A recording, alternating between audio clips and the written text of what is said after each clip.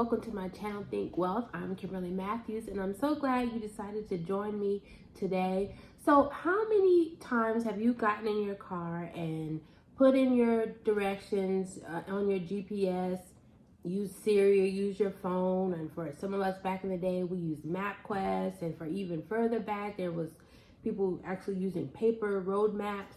But all of these were in an effort to get us from point A to point B. And so that's what we're going to talk about today. We're going to talk about, strategy. And I want to ask you, is your GPS working for you?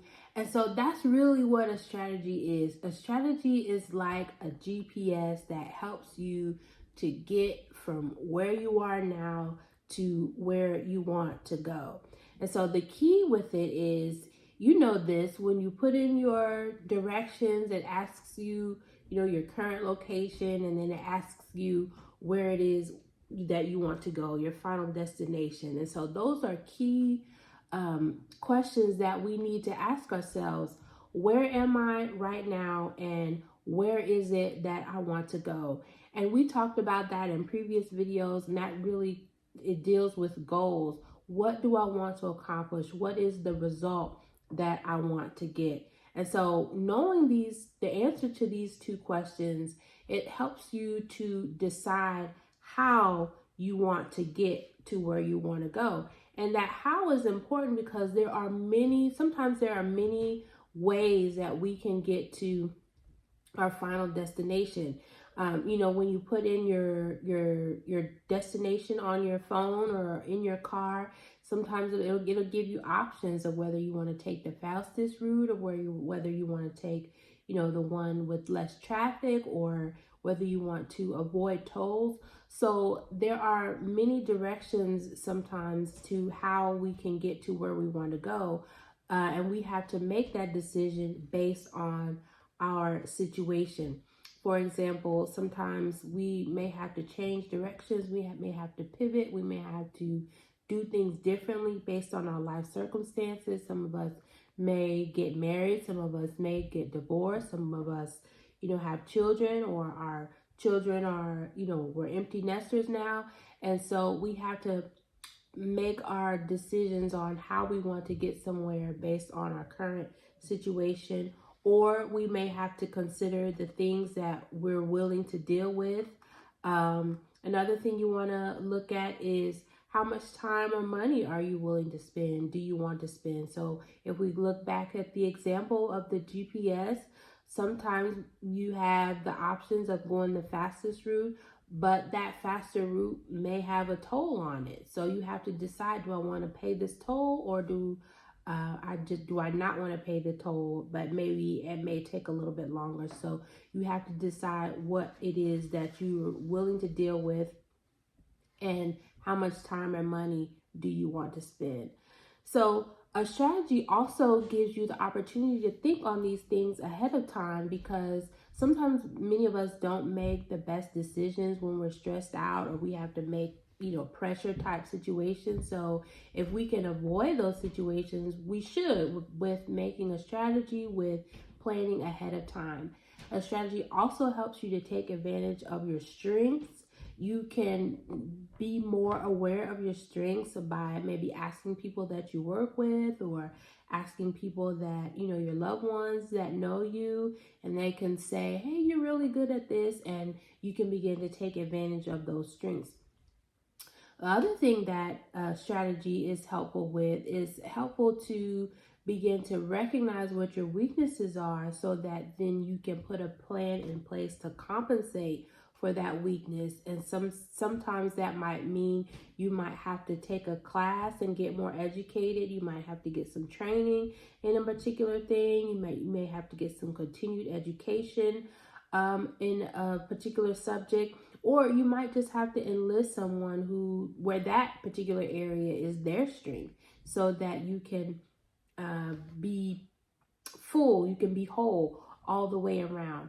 And the other final thing that a strategy can help you do is to prepare to overcome the challenges or threats that most likely will come your way. And that will really help you to stay intentional. For those of you who watched the video last week, we talked about staying intentional and being intentional, because when threats, when pressure comes, when obstacles come, it could be difficult to stay on course. But if you planned ahead, then you have something in place that you can go to so that you can continue and you can stay on your path. So we really need a strategy for everything. And in fact, most of us, we really do already have a strategy in place. We just don't realize it. We don't know that we're doing that. And the issue is that many of us are using strategies that aren't getting us the results that we want.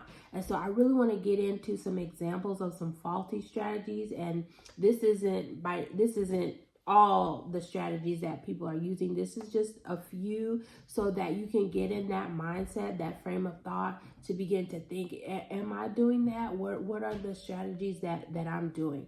So here's the first one. It's the negative attention strategy.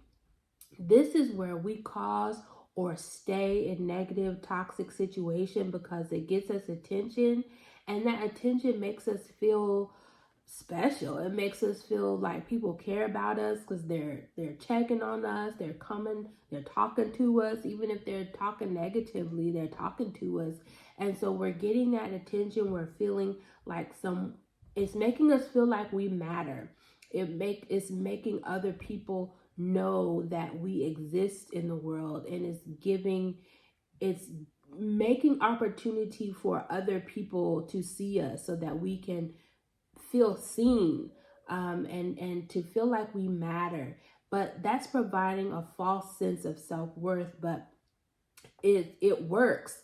And so that's why people use it. But the downside to that is you're always in a negative situation that keeps you stressed out. It keeps you in this kind of stagnant place where you're on this, wheel, never getting the opportunity to move forward.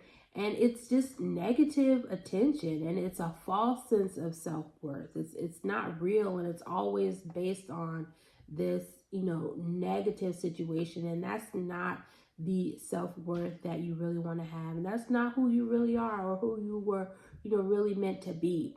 So the next one is the do nothing strategy. And that is where we do nothing at all to keep from doing the wrong thing. So if I don't say anything, then at least I'm not saying the wrong thing. Or if I don't apply for this position, this promotion, then I don't have to worry about not getting it. If I don't talk to this person, if I don't ask this person out, then at least I don't have to worry about getting rejected. And so the downside to this, it's extremely effective in avoiding failure, obviously, but it's also extremely effective in avoiding success, and it keeps us from moving forward as well. And the final one that I want to take a look at is the blame or the victim strategy. And you hear people do this all the time, where we blame other people for our shortcomings.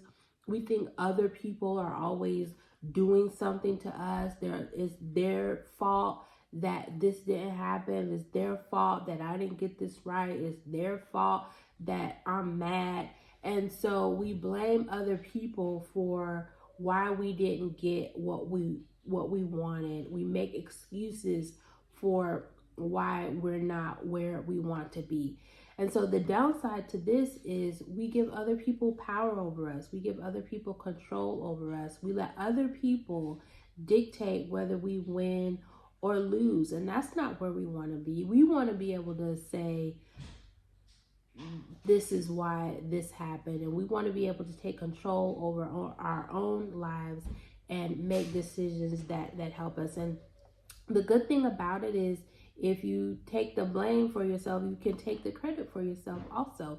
And then you can make learn the lessons. It's okay to be able to say, oh, I messed up, but you can always make those changes and move on to your next place. So these are strategies that unfortunately many of us have put in place. But if we make ourselves aware that we're doing this, then we can change our strategy. We can get on a different route to get where we actually want to go. And so I want to leave you all with this final thought. Has your strategy taken you to a place you didn't really want to go, but you've settled there and you realize that you're unhappy there, you're unhappy with what you've chosen, the place that you've chosen to be. But I really want to place the emphasis on chosen. If you've chosen to be there, then you can also choose to leave. And that's where a life coach can help you, to begin to map out directions to get you to your new place, to help you to become more self-aware, help you to become more accountable. You can have someone to be accountable to, but it can really help you to finally get to where you want to go. And I would certainly love to be able to help you to get there. So I'm just going to leave the link in the video down below. You can reach me at www.kimberlyamatthews.com. Thank you for joining me. I hope you come back next time with our next video. And you all have a great rest of your week. Bye.